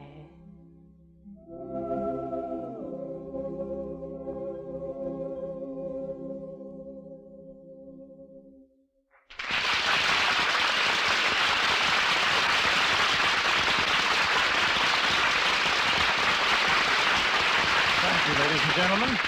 Jeanette MacDonald will be back in just a moment.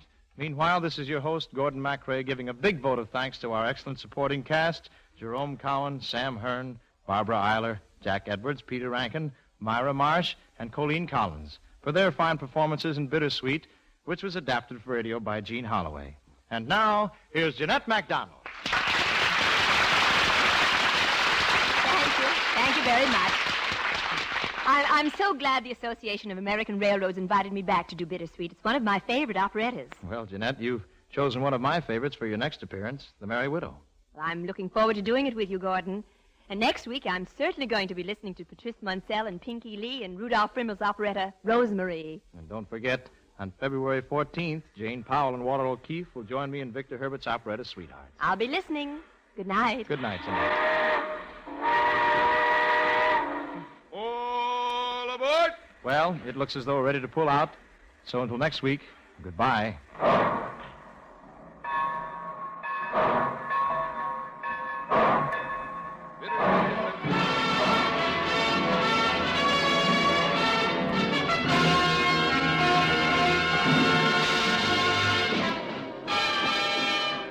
Bittersweet has been presented by special arrangement with the Tams Whitmark Music Library.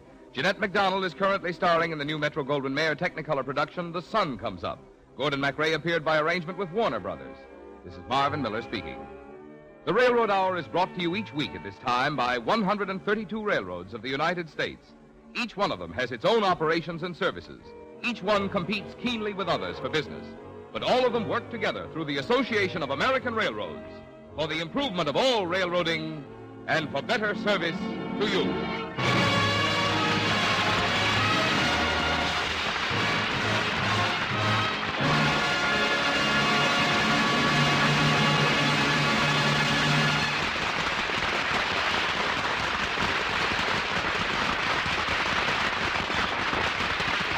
This is ABC, the American Broadcasting Company.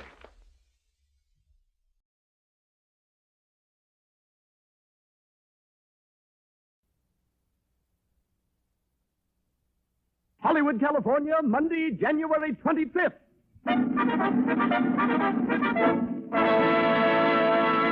The Lux Radio Theater presents Jeanette MacDonald and Melvin Douglas in Tonight or Never with Louis Alberni.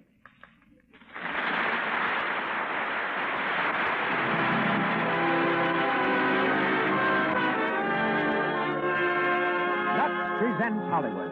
Our stars, Jeanette MacDonald, Melvin Douglas, and Louis Alberni. Our guests, Mary Garden, world-famous operatic star, and Marcella Knapp, casting director. Our producer, Cecil B. DeMille. Our conductor, Louis Silvers. This program comes to you with the good wishes of the makers of Lux Toilet Soap, on whose behalf I welcome you all to Hollywood and the Lux Radio Theater.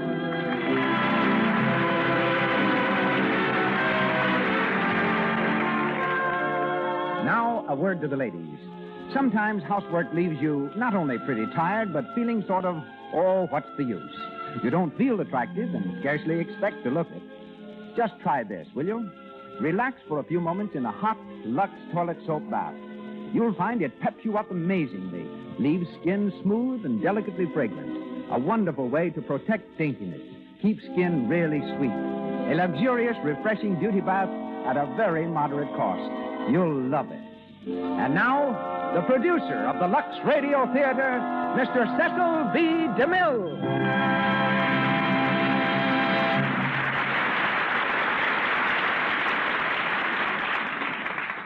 Greetings from Hollywood, ladies and gentlemen. David Belasco's play and Jeanette MacDonald's first film appeared simultaneously on Broadway. Tonight, the play and the star appear simultaneously on the air as the Lux Radio Theater presents Miss MacDonald in Tonight or Never. Jeanette comes from Philadelphia, but her voice has nothing in common with the Liberty Bell. She can hold a high C for 55 seconds without cracking. She's further distinguished because she has one of the smallest and daintiest pairs of feet in the film colony.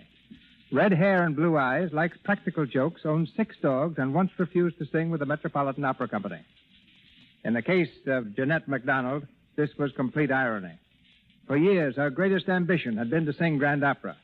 Then, when the gentleman who ruled the Metropolitan finally invited her to sing La Bohème, she found that her picture contract would not allow it. However, it's not unlikely that we shall hear her at the Metropolitan soon. Meanwhile, she will appear on the screen in Metro-Goldwyn-Mayer's Maytime, in which she's again starred with Nelson Eddy, and tonight on our stage as Nella Vargo. Melvin Douglas will be the young man who likes to give violence.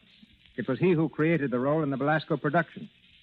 One-time piano and dry goods salesman, gas meter inspector, and elevator operator, Mr. Douglas has been a dramatic teacher and star of many Broadway successes, several of which he directed himself. He's been highly praised for his performance in Theodora Goes Wild, and his next picture is Metro-Goldwyn-Mayer's Captains Courageous. Louis Alberni, whom you've seen many times on the screen in similar roles, will be heard as Rudig, the music teacher. Ladies and gentlemen, the Lux Radio Theater now presents Jeanette MacDonald and Melvin Douglas in Tonight or Never with Louis Alberni.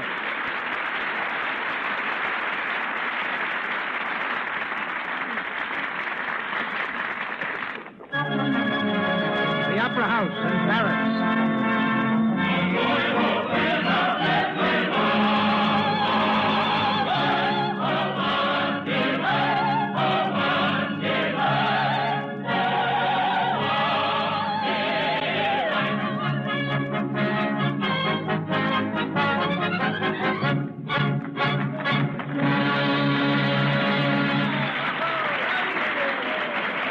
curtain has fallen on the last act, and the applause of an appreciative audience is echoing through the old theater.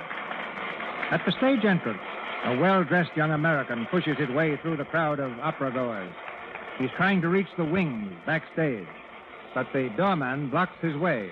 Here, you can't go in there, monsieur. No one is allowed backstage after the performance. But I'd like to see Miss Vargo, please. She's expecting you, monsieur? No, but, What name, please? Well, my name's... Well, it doesn't make any difference. You see, she doesn't know me. Oh, then you cannot go in. Miss Vargo never sees anyone. She doesn't have to see me. I just want to see her. As she comes off the stage. I'm sorry. You want to see her, you buy a ticket for the opera. I did. I just saw the performance. But I'd like to see Miss Vargo up close. You know. Up close? Yes. Well, next time, buy a better seat. Oh. I'm sorry, monsieur.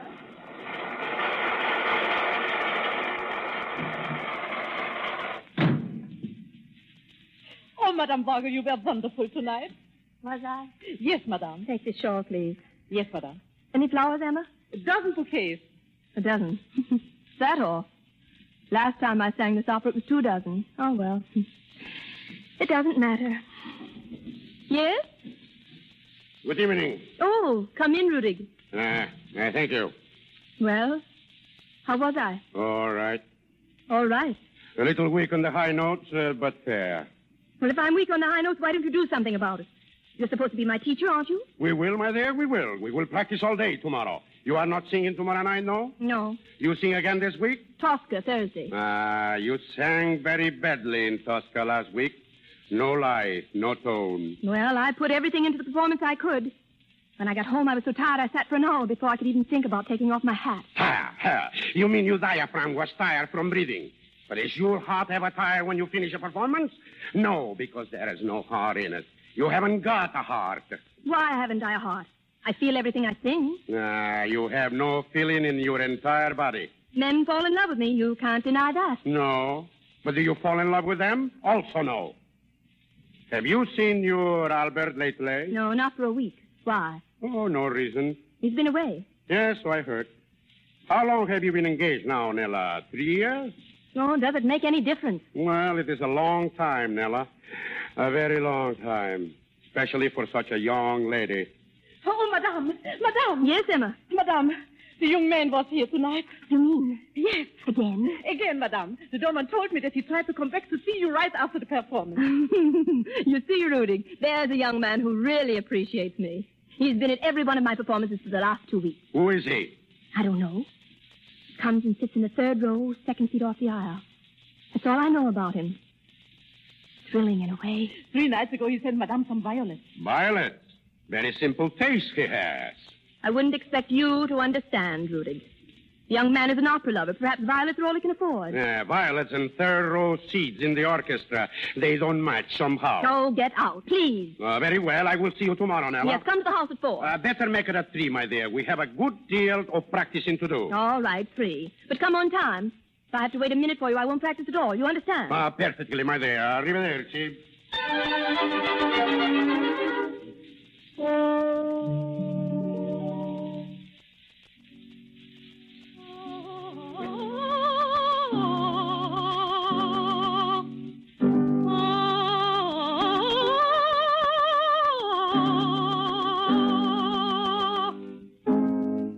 Is that better, Rudy? Just a little. You aren't very enthusiastic. How can I be? Hasta Tosca. And last night. Oh, I'm very sorry. You were